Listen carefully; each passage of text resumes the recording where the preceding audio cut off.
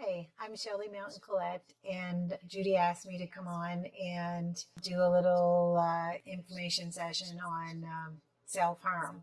It's a very important topic and a topic that we don't talk about enough, and a lot of people need to know more about it. Yeah, I was honored to be asked to come on. I just thought I would talk a little bit about what self-harm is or isn't at first. So, self-harm can be simply described as hurting yourself on purpose. So someone who may feel numb or may be in emotional distress, they may actually self-harm as a coping skill. A coping skill like other people have coping skills like smoking, drinking, shopping. We all have things that we use to cope, to deal with difficult feelings and thoughts. So with people who self-harm, they simply use that as a coping skill.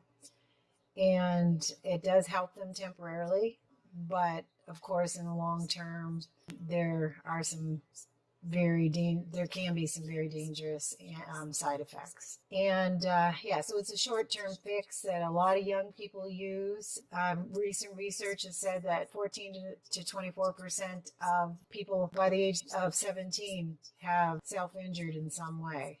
So some of the ways that they do self-harm, some common ways are like cutting, scratching, picking, hitting, punching, or banging their head, pulling their hair, burning, biting, or they can even like carve something into their skin. And some of the warning signs for people to look for on others are they may have scars or fresh cuts or scratches, bruises. They may have sharp objects around that you may be wondering why they have it. One common thing is that they wear long sleeves or long pants in the hot weather.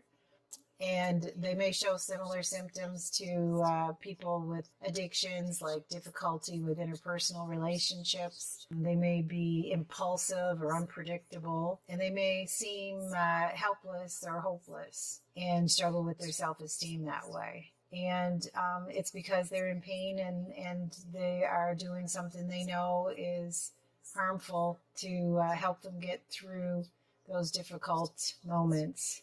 So why do people self-harm? That's a question that a lot of people have, but like I said, it's like very similar to other types of coping skills that we can have healthy ones like walking or dog or going to the gym, working out, but then there's also the unhealthy ones that sometimes can lead to addiction or other hurtful behaviors. And that often they're trying to get rid of feelings that they may have or thoughts that they have because of it could be abuse, neglect, trauma. They're trying to distract themselves from those kind of negative feelings. And sometimes the kids, or like it's mostly kids that I deal with, they will report feeling numb and they just wanted to feel something. And they may feel a lack of control. Sometimes they may feel a lack of control in their life, and this is something that they can control, even though it's dysfunctional and they know it. But they want to try something, and it sometimes it helps for the short term. And sometimes they report that they're actually punishing themselves. They may have done something that they're ashamed of, and it's kind of like self-punishment. And what we need to know and what we need to share with them, if we have a good relationship with them after we're talking to them, like we can talk to them about the negative effects, like the physical, emotional, social, long-term effects of that kind of behavior. Like, of course, there's physical scars. It can cause, if it's deep, like uncontrollable bleeding and infection.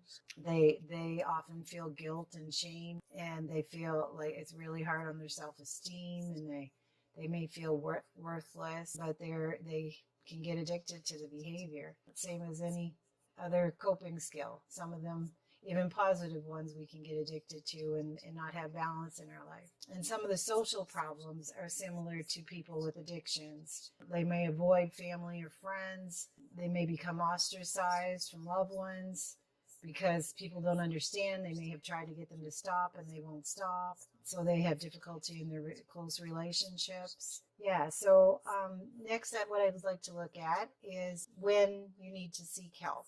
It can be extremely upsetting and dysregulating for a parent or anyone to see that someone has been cutting, especially a young person, and you may have talked to them and asked and tried to get them to stop, and they're not stopping.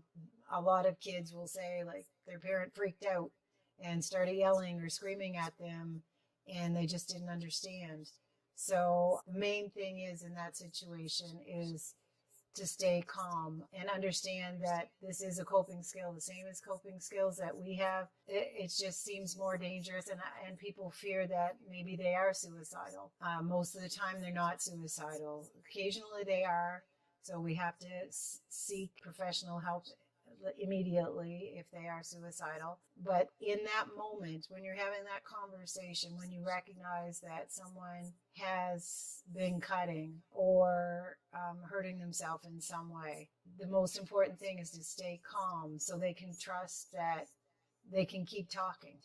Because if we freak out and we can't handle the physical signs of them cutting or them sharing that they're cutting, then that's where the conversation is going to end, and we're not going to find out what's really going on with the person, why they are doing that, where the pain is, the emotional or the trauma, anything that they want to talk about. They're not going to open up if we are focusing on the outside and the cutting itself.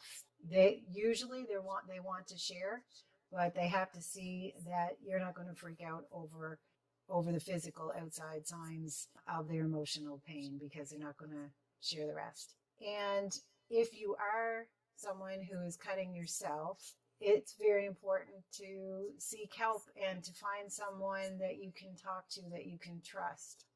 There's reasons why you're doing it. You don't have to feel ashamed. It's, like I said, just another coping skill. It can be very dangerous, though. It's something that certain professionals are trained in, and we can come alongside and help you understand why you're doing it, walk you through processes that are good for you, that are a good fit, not cookie cutter treatments, but things that are specifically good for you. Like for me, I love artwork and I use a lot of it, and but it depends on the person. Like one of the things that I like to do, and that's very helpful, is making what I call a coping toolbox. What you can do is you can take a box of any sort, a little box here. You can take maybe a little bit bigger than this. I have another box here, another little safety thing here. You can make a coping toolbox where you put things in it that are things that are going to help calm you and remind you of things you can do to be safe in that moment, because when that urge comes in, we need other things that are close by that can help us not act out in a way that could hurt us. So in a coping toolbox, for instance, you can decorate it, like this one's painted by our little one, and you can paint it, decorate it, fill it full of pictures of family and friends and places and memories. You can put pictures in it that just represent, like you can take pictures out of magazines. You can put things in it like art supplies. You can put things in it that you can use for what we would call like minimizing behaviors. Like you can use a red marker where you can scribble on yourself where you would usually cut. And you could put rubber bands in it, because that's another thing we can try, is like stinging a rubber band, because it's a similar sensation, but harm reduction. There's not going to be much side effects if you do something like that. Yeah, so you could just fill it up with anything in that you find is good for you, that could help you calm.